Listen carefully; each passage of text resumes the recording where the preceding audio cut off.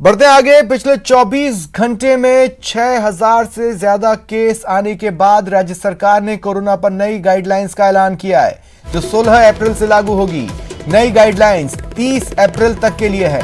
आज सीएम ने राजनीतिक दलों, सामाजिक संस्थाओं और धर्मगुरुओं के साथ बैठक की, जिसके बाद फैसला लिया गया। इसके मुताबिक शहरी क्षेत्र में 12 घंटे का नाइट कर्फ्यू लागू होगा। यह कर्फ्यू शाम 6 बजे से सुबह 6 बजे तक रहेगा।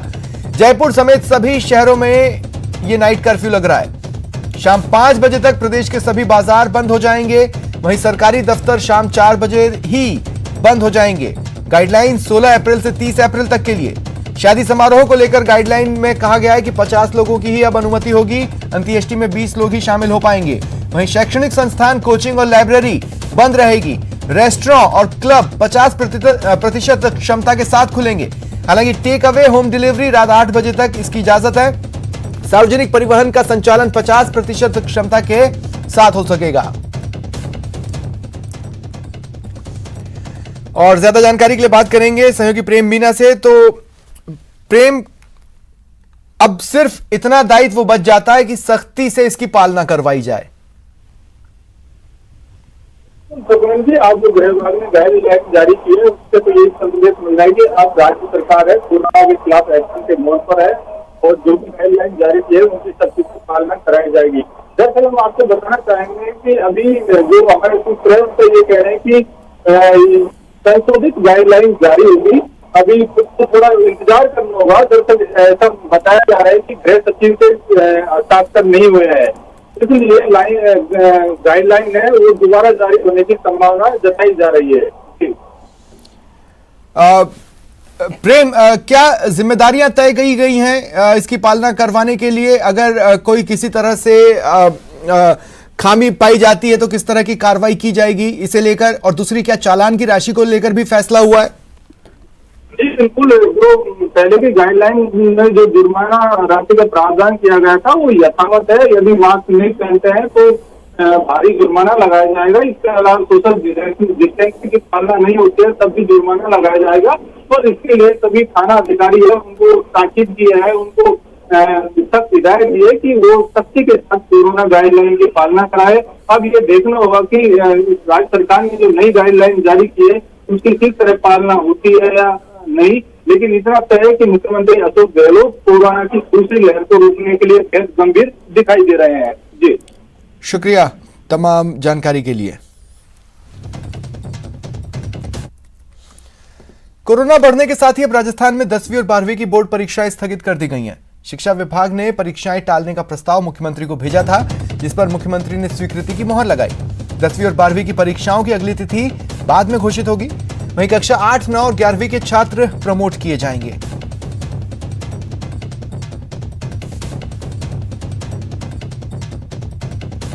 और इस पर मुख्यमंत्री अशोक गहलोत ने ट्वीट भी किया है। उन्होंने लिखा, कोरोना संक्रमण की दूसरी लहर को देखते हुए राज्य सरकार ने एक महत्वपूर्ण निर्णय लेते हुए राजस्थान माध्यमिक शिक्षा बोर्ड अजमेर द्वारा आयोजित की जाने वाली 10वीं और 12वीं बोर्ड की परीक्षाएं स्थगित कर दी हैं। इसी के साथ राज्य सरकार ने 8वीं बोर्ड के छात्र छात्राओं को 9वीं कक्षा 9 के छात्र छात्राओं को 10वीं और 11वीं के छात्र छात्राओं को 12वीं कक्षा में प्रमोट करने का भी फैसला किया है।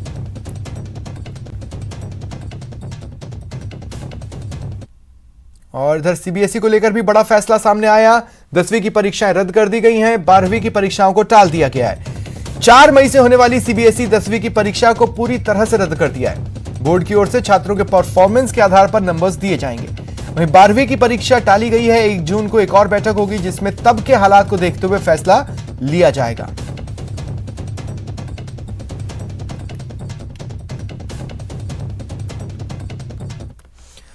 और इधर मुरधरा में कोरोना विस्फोट सी स्थिति है। पिछले 24 घंटे में 6200 नए केस आए। इसी वक्फे में, इसी टाइम पीरियड में 29 लोगों की कोरोना के वजह से मौत हुई है। सबसे ज्यादा मामले 1325 राजधानी जयपुर में आए और एक्टिव केसेस बढ़कर करीब 45,000 हो चुके हैं।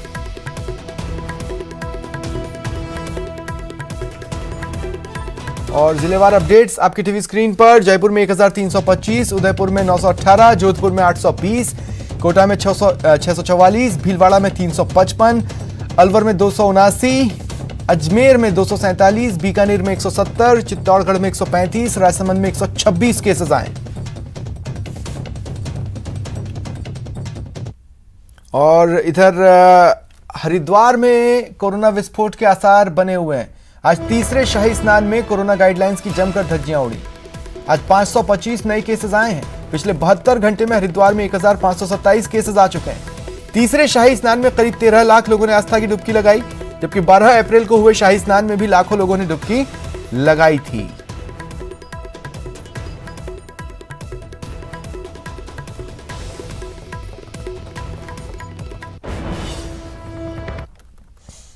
देश में कोरोना के नए मामले लगातार रिकॉर्ड तोड़ रहे हैं। आज 1.84 लाख से ज्यादा नए केसेस आए।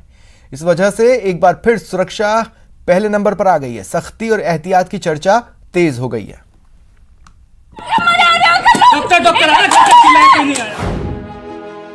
बेलगाम कोरोना,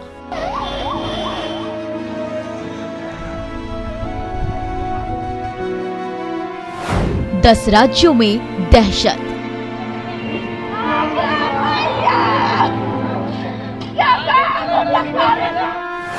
सहमा कोना कोना।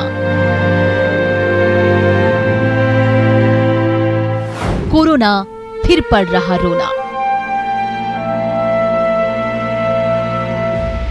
जिस कहर और कोहराम से बचकर निकले थे, कोरोना के नए संक्रमण ने एक बार फिर उसी मोड़ पर पहुंचा दिया है। फिर से लोग घर लौटने लगे हैं।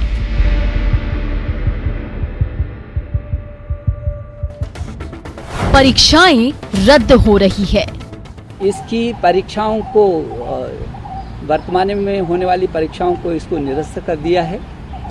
ये 12वीं की जो छात्र हैं इसको अभी स्थगित किया है।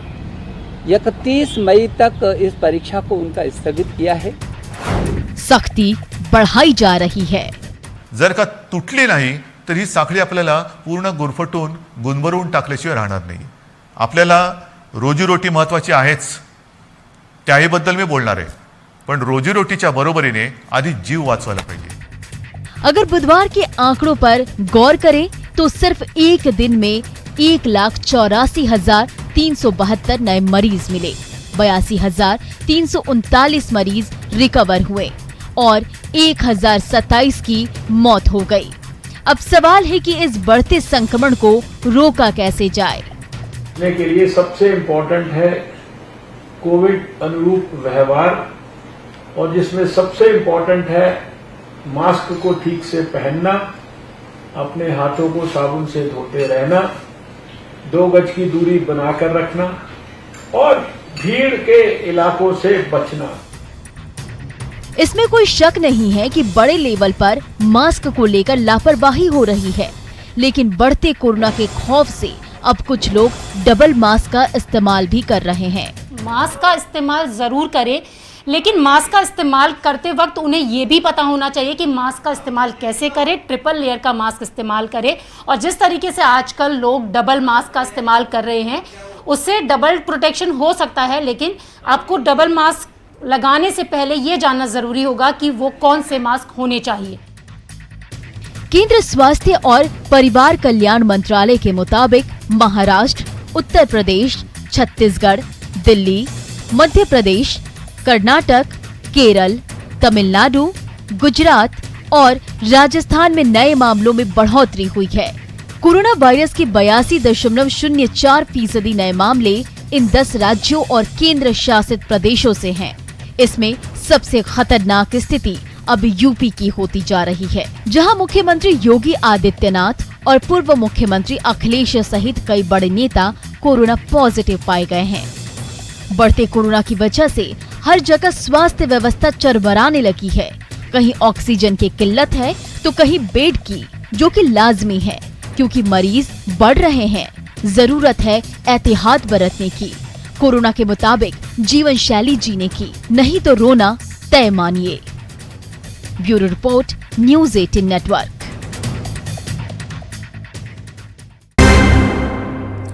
कहने को तो वो मौलवी है, लेकिन उसके महापाप के बारे में सुनेंगे तो आप हिल जाएंगे।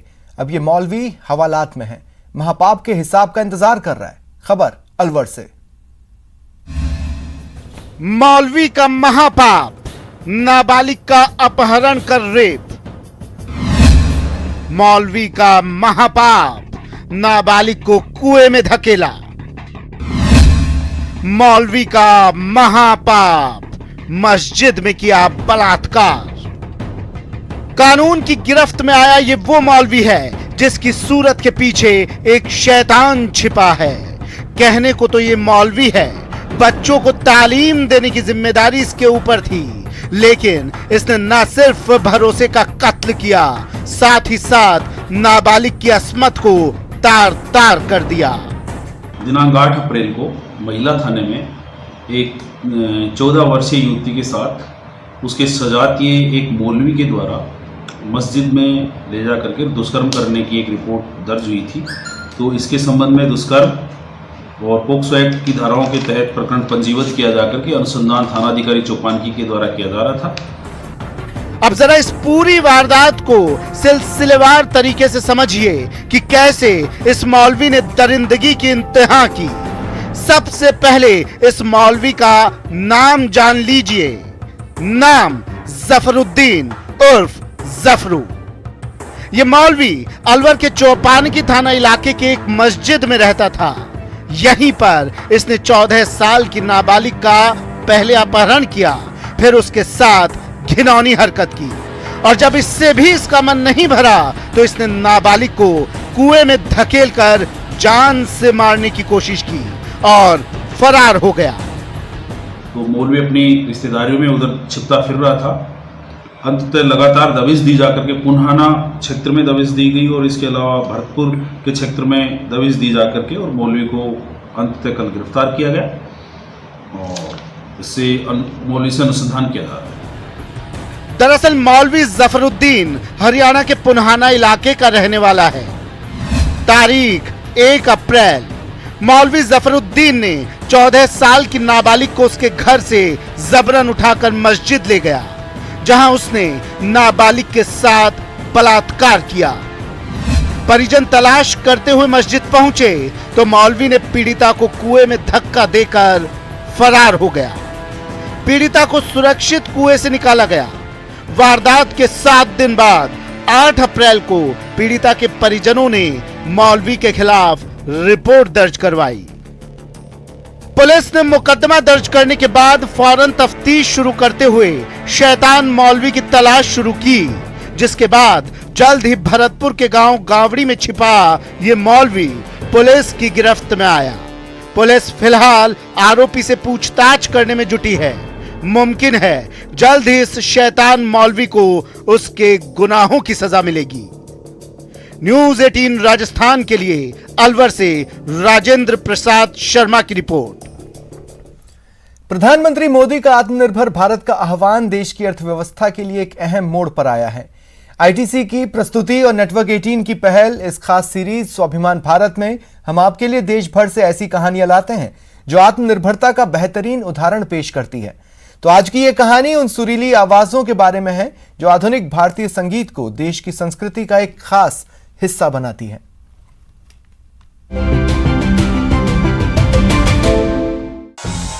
1990 में दिल्ली से शुरुआत करने वाले इंडियन ओशन बैंड ने फ्यूजन संगीत को तब बनाना शुरू किया था जब देश में लोगों ने इसके बारे में सुना भी नहीं था। रॉक और फ्यूजन म्यूजिक को भारत के पारंपरिक संगीत के साथ मिलाकर एक सुंदर फ्यूजन म्यूजिक बनाने वाला ये पहला बैंड था। इंडियन ओशन बैंड को आज के जमाने में दूसरे बैंड से अलग करती है वो है इनके संगीत में भारतीय संस्कृति की झलक जो इन्हें अपने जड़ों से जोड़े रखती है। We all grew up listening to all kinds of music. We didn't have walls in our head. So we played what we heard and we played what we wanted to, and Indian Ocean started off as just a different sounding thing, and it was not done different sounding because of a plan. It was done different sounding because that's what we were.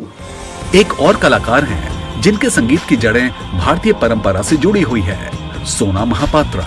इनके live performance में देश के संगीत की विरासत और इनकी खुद की उड़िया जड़ों की झलक देखने को मिलती है। I think I'm uniquely Desi. I'm, an artist who not only wants to create beautiful things, but also wants to affect change. जब स्वाभिमान भारत की बात आती है तो भारतीय संगीत और संगीतकार देश का नाम दुनिया भर में रोशन कर रहे हैं।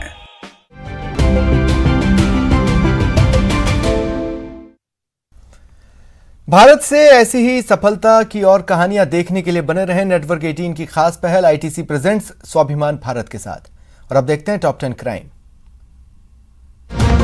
झुंझुनू के चिड़ावा में एक फौजी की पत्नी ने आत्महत्या कर ली। पुलिस ने लाश को राजकीय अस्पताल की मॉर्चरी में रखवाया। कोटा में एक महिला ने पारिवारिक कलह के चलते फांसी लगा ली। मॉर्चरी में शव रख पुलिस जांच में जुट गई।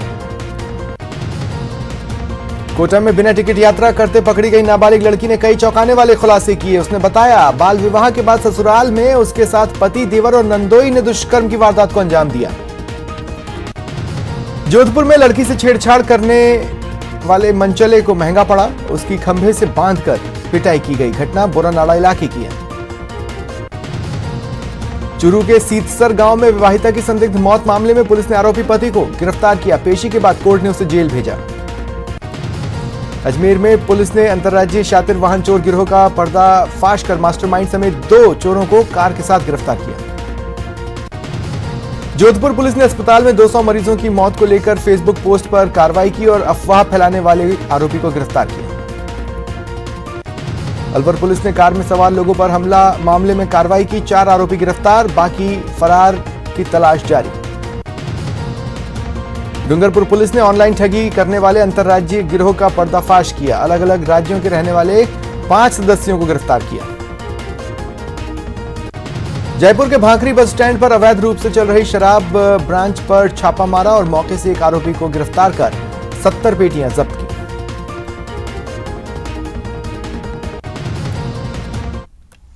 फिलहाल इतना ही। नमस्कार।